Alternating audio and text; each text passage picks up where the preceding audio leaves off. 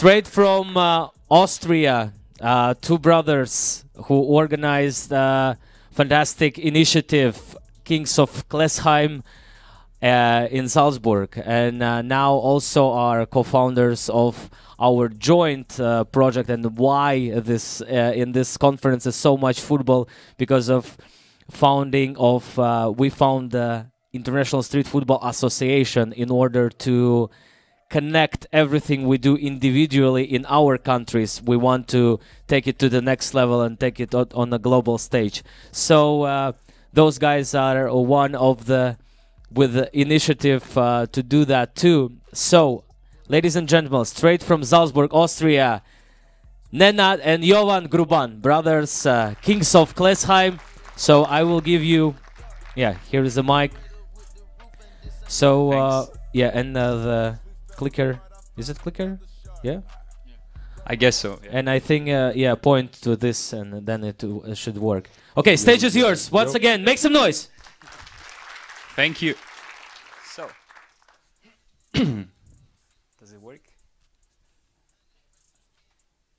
Ah. No, there is no sound. No, it doesn't matter.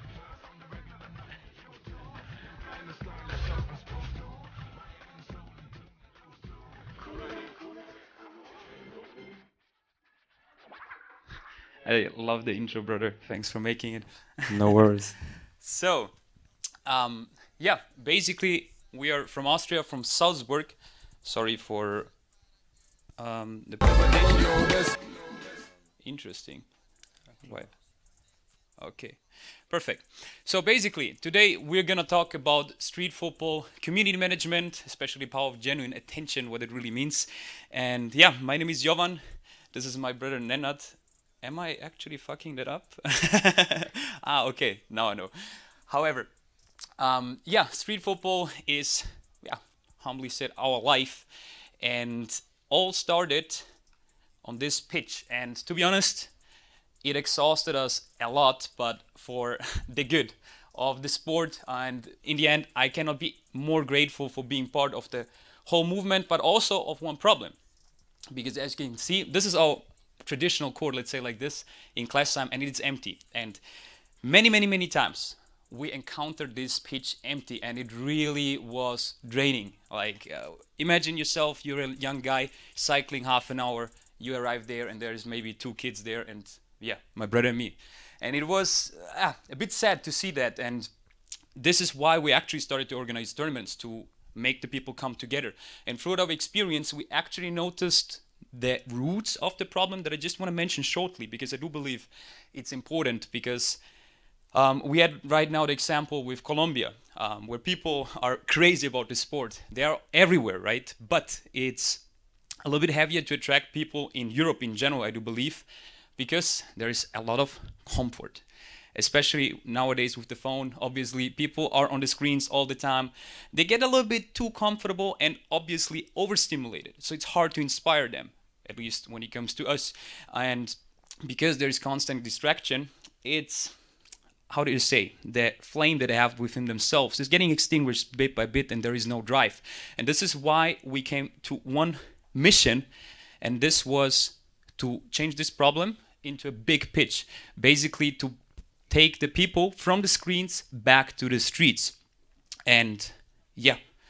Yeah, I mean, like, through our experience, like, we do it like since 8 years already. We kind of established 3 major ingredients that we need to have like a good street football community. And yeah, one of them was definitely to make like prestigious tournaments. So basically, it was hard for us at one point to just make like normal tournaments on normal locations, normal football pitches. That's why we decided to make it a bit more urban, or like we kind of just like were exploring through the city, like looking for locations where we could do it, like in a also kind of, you know, inspired by FIFA Street, the video game. So like to get the people from the video games to real life games, but still like to feel like in a video game. So basically, you can see here like on a rooftop parking lot, when it plays. We use like, for example, shopping carts as goals, you know, and basically you don't need a lot. You just like make some lines, like make the court, and you need like motivated people to come to play. And therefore, because we did like in different areas, we attracted different people also like to play there. And for example, also like in a construction center, we use like wooden pallets as goals. So we kind of adapted to the environment, like, and we kind of, yeah, used this street style like for everything. I mean, you can also see in the background like our USP, like our jerseys, but we're gonna talk about this later. But yeah, and it was like always crowded, like, and this was like somehow pushing us again, like to search like for new locations for like different areas, and also like underground garage. This was like our season closing. It was like also due to Red Bull Salzburg, like the football club, helping us to make it there, and yeah, it was like just a special vibe, and also like attracting, I would say, other countries to come to our tournaments. And this is Jovan's favorite picture, but and also like warehouse zones. You know, we just like were searching and searching for different locations, and yeah, make the best out of it. Yes, and as you mentioned already, our USP, although we're not selling anything, is or are the jerseys.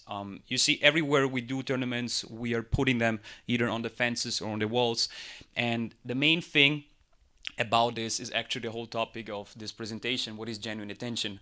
What do we mean with that? These jerseys, nowhere, you will nowhere find a name like Zidane, Messi, Ronaldo, whatever. These jerseys are all customized. It's all about our players. Everyone who is playing on the street who deserved a little bit more respect, what I say, deserve respect. Everybody who is really like giving everything for the sport, we surprise them with customized shirts.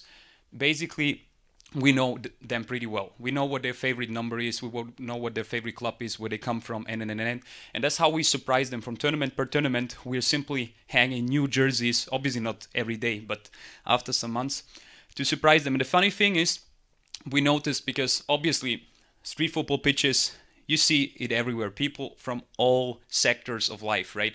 It's not just like some people who want to enjoy it. Some people also who would like to escape reality a little bit more. And sometimes this one gift that is no gift at all, because everybody who got one jersey refused to wear it because they felt so honored by it. So they simply wanted to have on the wall. And this gift changed so much because we have a lot of troublemakers there. I mean, both my brother and me, we're immigrants, and 80% of our people are immigrants who come from, let's say, socially disadvantaged areas. Also in Austria, it's hard to believe, I can imagine, but it is like that. And the funny thing is, these troublemakers have all their, super hard shell. They, try to be somebody also on the pitch, the side of the pitch. But these things, small gifts, they crack this shell, because all of a sudden these troublemakers changed into people who are really welcoming other people, who started to respect also different people. So the ego kind of faded away. Obviously not completely, because sometimes, things get a little bit complicated and people start to fight a bit or have an argument, but it's okay. It's, mixed emotions. However, these jerseys in general are things that really glued our community together. And what I like about it, it's not just, like 15-year-old people or something. Our community is broad. It's like between, I would say, 14 until, how old is Klaus? 49? No? Yeah. Yes, 49 could be. So we want to simply make them aware that we will not forget them, because we appreciate every single one of them. It's not just like, we're doing our tournaments and get a little bit credit for that. No, we respect every single one of that. Doesn't matter if it's the Trkulja brothers, for example, from Serbia, or this is Rafi, a typical Austrian guy who is every day there, Julian, a Croatian guy. Basically, those people for us are more important and more, I don't know, they give us more value than any kind of professional mainstream player, because that's how we view them also. They inspire us, they inspire also other people. And this is what it's all about, because those people play for fun, just for the sake of doing, and by doing so, they make other people doing something really special, especially to express themselves. And sorry, I'm a little bit confused sometimes with this stick, but it works. However, this is our wall. As I just mentioned, it's a unique thing. Every time we are doing that, we are organizing the tournaments without referees also, because this definitely contributed to the people simply being honest to themselves and to others, even in a hard football game. And to be honest, it's not just like some hobby thing and yeah, people are kind of decent. Those people are actually really, oh my god, sorry. Those people are a little bit more talented in my opinion. All right. So, and now we don't have a picture. Okay. Maybe just go back. I don't know what happened right now. So,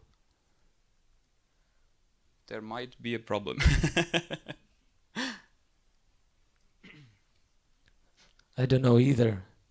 First time to see this thing, but all this told me that there is buttons like this. Oh yeah, it works. Okay, now we go back. Yeah. All good. So, I guess now is your part, bro, right? Yes, now it's my part again.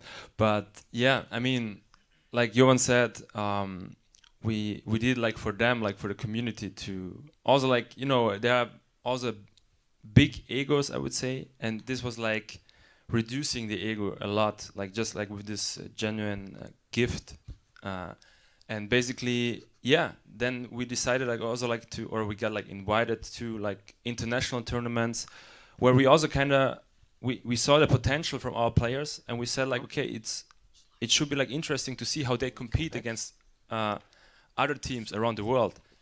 And for us, like in the community, there was like not in general like one team or like 2 or 3 teams who play like all the time with each other. It was like also mixed. For example, when we were like at the World Cup finals in Amsterdam, at the Street Kings finals, we're like, it was like a mixed team, so they don't play that often with each other, but they support each other and they like support the community. And we also like reached the final. We lost in the final, but it was still like for them like an amazing experience, like to have like also like playing against people from Amsterdam, people from everywhere basically. Yeah, also this maybe because they're mixed guys, so it's not like people who play regularly with each other. It's like people who we put together who also didn't like themselves in the beginning and still playing, reaching the final at this tournament. Or also here, shout out also to our guys from Panahaus who beat us in the final. And also the Red Bull for to score. I mean, we're not huge fans of commercialized tournaments like this one, but we were thinking like, doesn't matter, let's show them who really plays street football. And this is how our guys also won the whole World Championship of 4 to score. And yeah, however, still thank you for your patience because the presentation is lagging a bit. However, the funny thing about the whole community in our case is not just like the tournaments, it's not just the jerseys. The whole genuine attention thing is we're not just playing football with them. We try to get involved with them, not because we want to do something. It's because I guess my brother and me were simply interested in these people, who they really are. Doesn't matter if it's like this 15-year-old Gabriel or the 20-year-old Hakan, whatever. What we're doing, we're organizing training camps. So basically, I don't know, either we're flying to Barcelona with 20 people or to Amsterdam, doing any kind of other activities, like let's say modern team building things. And maybe also to mention, like it's not that easy to go like with, I would say 8, 9 teenagers like to Amsterdam and to manage like a weekend with them, because yeah, they're all like special players and special personalities. And then like it was also like, I would say at one point hard for us like to say, okay, to keep them like all together at one point. But still, I think what put them together was like street football in this case, like, and also like to be like at King's Dome and play there against, I don't see Edward right now, but Edward Van Hills, it was like for them like really a dream come true. And yeah, so I think also this weekends or training camps, like you said, like it's really, it means like really a lot for them. Yeah, and one thing when it comes to genuine attention, just to wrap it up, it's because these troublemakers that we like to invite to these training camps, they're quite aware that they are troublemakers. It's not that they're stupid. And the funny thing is, we heard it many times, like, come on, guys, addressing me and Nenad, we know that you care about us, because if you would not like us or care about us, you would not be with us in a hostel for 3 days in a row and really just chill with us. And this is the thing, I believe, because if you show, especially teenagers in that case, that you're really into them, like interested into them, that you really want to understand them, they feel understood and they feel heard and seen. And this is the main thing, what we noticed, that people, all right, thanks, that people, especially young people, they struggle with one thing, and this is that they don't feel seen. They don't feel heard, they don't feel understood. Doesn't matter if it's in Colombia, doesn't matter if it's in Austria, in Latvia. And this is something where we have to take on a little bit more responsibility. If you are aware of that, that you show attention, that you give them attention, not just as a street football organizer, but in any kind of role where you're involving a little bit more people. However, this was a little bit more improvised right now because of the presentation. Still, thank you for your patience and attention, and if you have any questions, feel free to ask. Once again, make some noise, Gruban brothers. Yeah, thank you. I think there will be questions, should be, about yeah, there are questions. Thank you very much. The most active, so it's 2-0 for you for now. Let's go. Yeah. Hi. I have a question about your jerseys. Are there any reason behind yours right now, which you're wearing? You want to say? Yeah, like it's a Japanese pana player, like a woman from Japan, Ami. So we kind of got to know her like at Ghetto Games finals actually, and yeah, we just like respect her effort and like how she plays and what she does like for the street football community in general, like, or on a global level, I would say. And that's actually, it was randomly that we got like 2 of them. So actually we just ordered 1. But then we decided, hey, okay, we just wear it like now for her, like to show her like respect. And I think it's just like a dope jersey. And yeah, we just wanted to represent her too. Maybe one thing when it comes to Ami, she's a really shy woman. We just talked also to our friend from Denmark, Jacob. She is shy and she's aware that she's good. But this, in our opinion at least, when she sees that, when our friends from Japan are showing it with them and with her, is going to give her an extra push to believe a little bit more in herself. Because, come on, like, who really is buying shirts for a street player, printing it for them? So it's something that is going to motivate them a little bit more. Yeah, I just wanted to comment that a really, really nice addition. And if we're talking about the tools, the tool how to create this communication between the organization and participants, and this one of the best tools I've ever seen to do this straight attachment. You give him this favorite team with the favorite shirt with the favorite number, he's yours for 5-10 years. I mean, this is what if we're talking about the attachment to the community. Another questions? Yeah.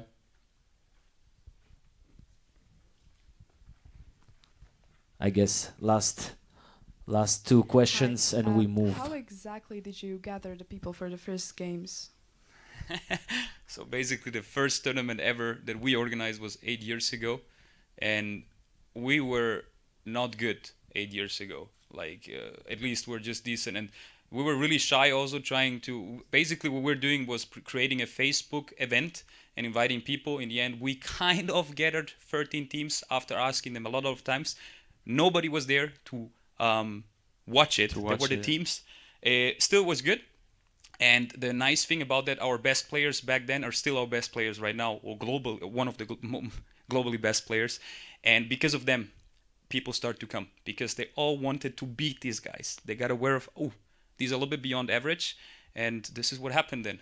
It was something automatic afterwards. But the first time, it sucked. It was really hard. I mean, they were still like thankful that we did like the tournament in general, like, because at this time, like, nobody did like tournaments in Salzburg at all, like, and so for us it was like, okay, we took this momentum, or actually no momentum, we created this momentum, and yeah, now 8 years when we look back, yeah, it was a shitty tournament maybe, but it was like the beginning, the start.